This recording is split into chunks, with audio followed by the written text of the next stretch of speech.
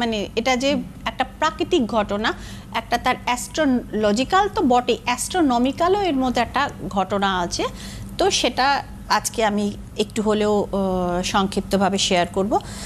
আচ্ছা, অম্বুবাচীতে মানে মেষ রাশি থেকে শুরু হচ্ছে অম্বুবাচীটা, এবং যেটা হচ্ছে দেখুন মেষ রাশিটা হচ্ছে মঙ্গলের রাশি। মঙ্গল আমাদের কি নির্দেশ করে? ব্লাড।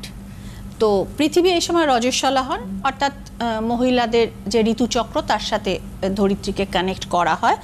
তো এবং স্টার্ট হচ্ছে এটা মেষ রাশি থেকে, এবং দেন বৃষ রাশি, এটা শুক্রের রাশি। শুক্রের রাশিটা শুধু লাক্সারি, প্রেম, সৌন্দর্য এটাই না, শুক্র কিন্তু হরমোনেরও কারক। এবং আমাদের এই যে কেমিক্যাল হরমোন হচ্ছে কি সুপার একটা কেমিক্যাল, যেটা আমাদের কোনো নার্ভের মধ্যে থাকে না।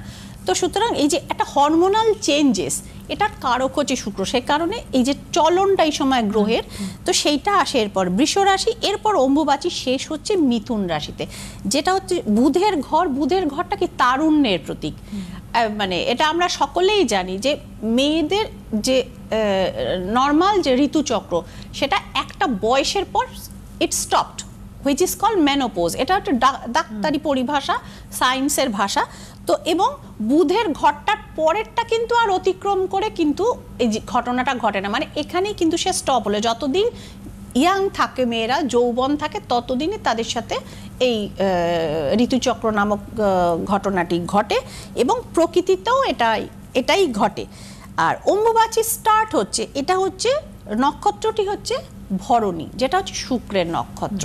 ওই যে বললাম হরমোনাল চেঞ্জ। এরপরে হচ্ছে কৃত্তিকা, যেটা হচ্ছে শুক্র মাতৃকারক, রবি হচ্ছে পিতৃকারক। হ্যাঁ, এরপরে হচ্ছে কি, এরপরেই আসছে রোহিণী।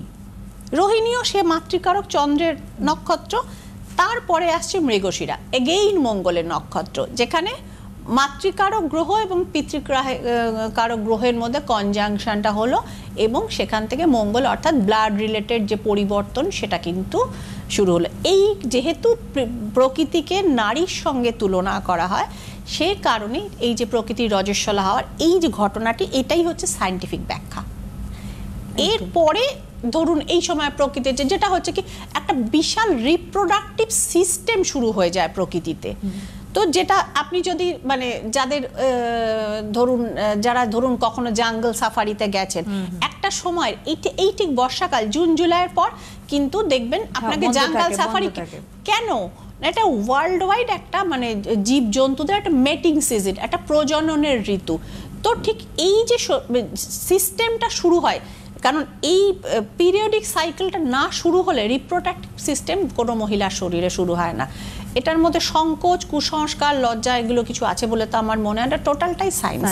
তো সুতরাং এবং এটা যেমন মানুষের যেরকম রয়েছে, এবং ইউনিভার্সালি এটা কানেক্টেড একটি থিওরি। এটাই হচ্ছে এটা অ্যাস্ট্রোলজিক্যাল এবং অ্যাস্ট্রোনমিক্যাল ব্যাখ্যা। এরপর মানে নর্মাল ব্যাপারে যেটা আমরা আসি, অম্বুবাচীতে কি করা হয় কি করা হয় না, আমি আগের দিনে প্রোগ্রামে বলেছি কখন লাগছে এবং কখন ছাড়ছে। এরপরে অম্বুবাচী রিলেটেড কি ক্রিয়াকর্ম করা হয় সেটা তো অবশ্যই বলবো, সঙ্গে কিন্তু রয়েছে যথারীতি ওরাকেলের রিডিং এবং ট্যারো কার্ডের রিডিং, এগুলোতে আমি আসব। হ্যাঁ, তার আগে আমাদের এই যে 12 এবং 11 জুন যে স্ট্রবেরি মুন যেটা দেখা গেছে, এবং 19 জুন যে মানে ট্রিপল কনজাংশন হচ্ছে, চন্দ্রর সঙ্গে বৃহস্পতি এবং শুক্রের নির্দিষ্ট দূরত্বে কনজাংশন হচ্ছে, সেটারও একটা সুদূর প্রসারী এফেক্ট আছে। সেটা নিয়েও আমি আসবো মুন ওরাকেল নিয়েও, একটার পর একটা আসবো। তো এবং 7 সিস্টার্স কনজাংশন, এটা আমি হয়তো পরবর্তী প্রোগ্রামে আমি আলোচনা করব।